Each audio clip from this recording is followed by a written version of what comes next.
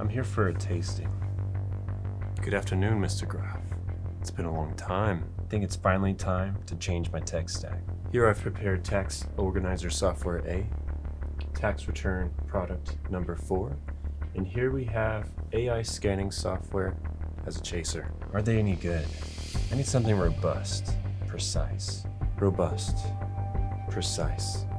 Well, I've been told this tax organizer software has a hitman feature to get documents requested from the client by any means necessary. By any means necessary? By any means necessary, sir. But what if I want to attack software B instead of tax return product number 4? No can do, sir. Doesn't play nice. Ah, dang it. That tax organizer sounded nice. Okay. I'll be back later. Right away, sir. Let's talk about the software you're definitely being advertised on LinkedIn right now. You know the type, something that plugs into your workflow to do a thing that a current app you have doesn't do, but you want to weave into your workflow, like referencing a client call for a detail they mentioned that you want to put in a note. It's like, oh, here's an app that records every meeting so you can reference every sales call or analyze client conversations. Because what I really want is a verbal count of how many filler words I use on the average call. Before you install something like an AI meeting recorder, ask yourself, do I actually need this? Or am I just trying to look like one of those thought leaders on LinkedIn who are like, here's how my son going to prison changed the way I run my business? You think telehealth therapists are hopping on Zoom like, so how's the divorce been going since we last met? Recording in progress. Adding software that you don't have an immediate need for can be nice to have, but sometimes turns into subscriptions you have but rarely use. You need to have some amount of consideration of how it fits into the wider ecosystem of your firm. I'm not dogging on AI meeting note takers at all. They can be very helpful, and there's a whole new world of use cases for them due to AI. My point is, do you have the capacity to take on a completely new software, or are you changing the way you work to be able to actually use it? We never want to force an unnecessary tech change because you just want something new. I'm at a key point where I want something new, but I also see the writing on the wall with the tax intake software I'm using, and it's time to change. At least, I think it's time to change. Herein lies my dilemma. Do I play it safe and stay another year, or do I take the risk to improve my firm? I'm leaning towards taking the risk. What do I have to lose? Like your clients, your reputation, lots of money. Stop. I have to make sure I'm not going to want to switch software again for a while. And these days, that feels impossible.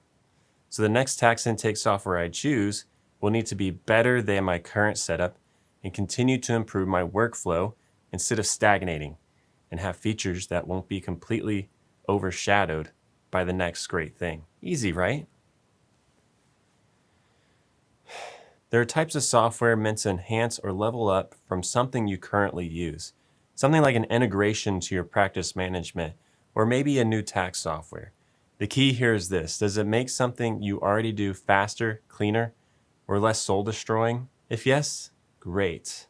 If no, congratulations. You just bought a shiny new button that makes your workflow worse, and you're now stuck with it while it breaks everything.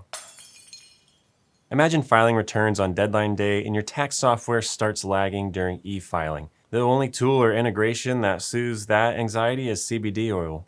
Ask me how I know. That used to be me until I fundamentally changed how I operate my firm and focused on the big picture. When I thought about switching from Virtual Office to Verito for hosting tax software, I hesitated. Moving my entire hosting solution sounded disruptive. But here's what actually was happening. Some days UltraTax ran fine, others day it crawled. The virtual server window would randomly close, and my team was losing valuable time waiting around for it to work. And this was all happening during tax season. That's a big deal. So I talked to Verito about their onboarding process. They handled everything. They moved us to dedicated private servers, no shared resources. The migration happened over a couple of days, basically no downtime. My team logged in and everything just worked. But here's what I didn't expect. UltraTax actually runs faster now. The software doesn't lag when you've got multiple files open. And when I call support, real people answer.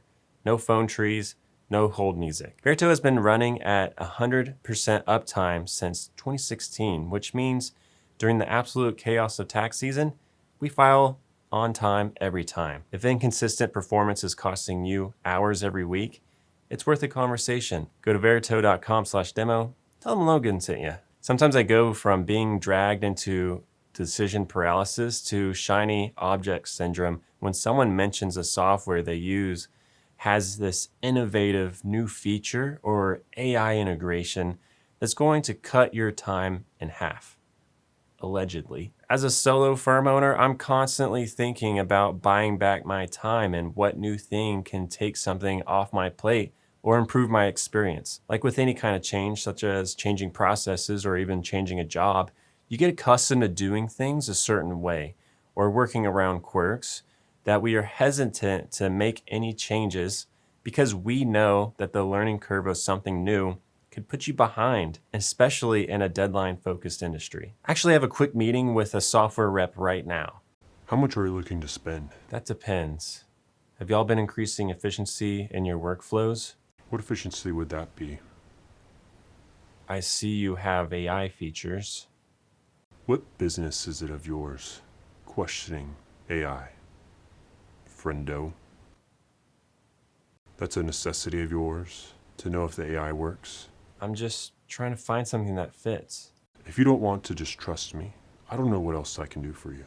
I just want to make sure I pick the right one. There is no right one. Only what costs more later. Is something wrong with it? With what? Anything. What's the most you've ever lost on a tech purchase? Excuse me? The most you ever lost on a tech purchase. I don't know. Call it. For what? Just call it. I need to know what I stand to win. Everything. The right software, the efficiency, the client satisfaction. Heads then.